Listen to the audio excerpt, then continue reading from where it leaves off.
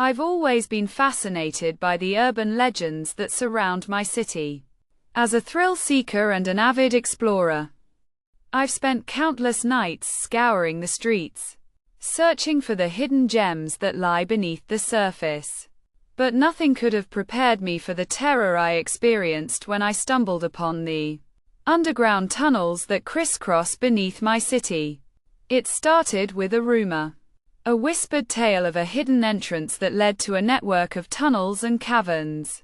I didn't believe it, of course, but the seed had been planted, and I found myself obsessing over the idea. I spent weeks researching, poring over old maps and blueprints, trying to find any mention of the tunnels. And then, one night, I finally found it. A small, unassuming door hidden behind a dumpster in a deserted alley. The door was old and rusted, with a sign that read, "Authorized personnel only." I laughed to myself, thinking it was just a joke. But as I pushed the door open, I felt a chill run down my spine. The air that wafted out was damp and musty, filled with the scent of decay.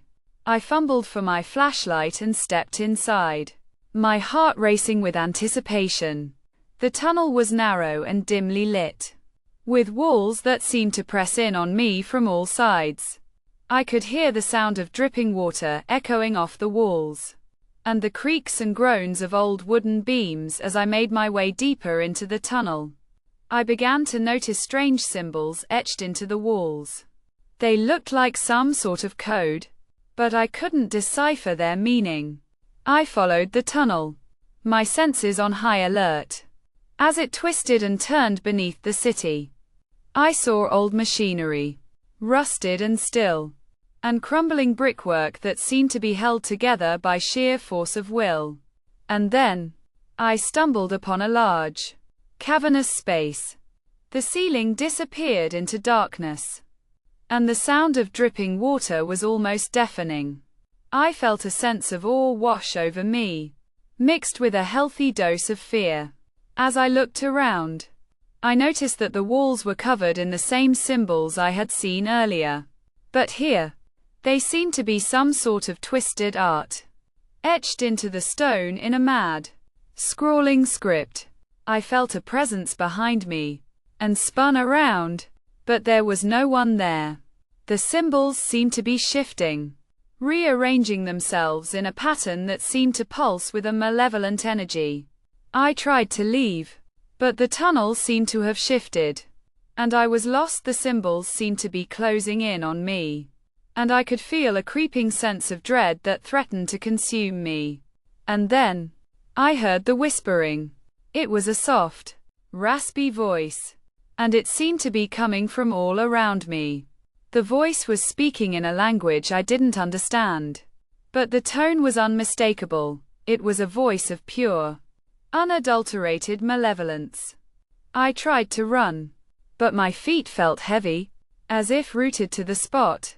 The voice grew louder, more insistent, and I felt my mind begin to unravel. I was consumed by a vision of the city above, but it was twisted, corrupted. The buildings seemed to be melting, like wax in a furnace, and the streets were filled with a sea of twisted, nightmarish creatures. I stumbled backwards, tripping over my own feet, and fell hard to the ground. As I looked up, I saw the symbols coalesce into a single, twisted image. It was a face, distorted and inhuman, with eyes that seemed to bore into my very soul. And then, everything went black. When I came to, I was lying in my own bed, the memories of the tunnel hazy and indistinct. But as I looked around, I noticed something that made my blood run cold. The symbols were everywhere, etched into the walls, the furniture, even my own skin. I was never able to shake the feeling that I had brought something back with me, something that lurked just beneath the surface, waiting to consume me. And when I finally worked up the courage to venture back into the tunnel, I found that the entrance was gone. sealed off with a wall of solid concrete. But the symbols remain, a constant reminder of the terror that lurks beneath my feet, waiting to reclaim me.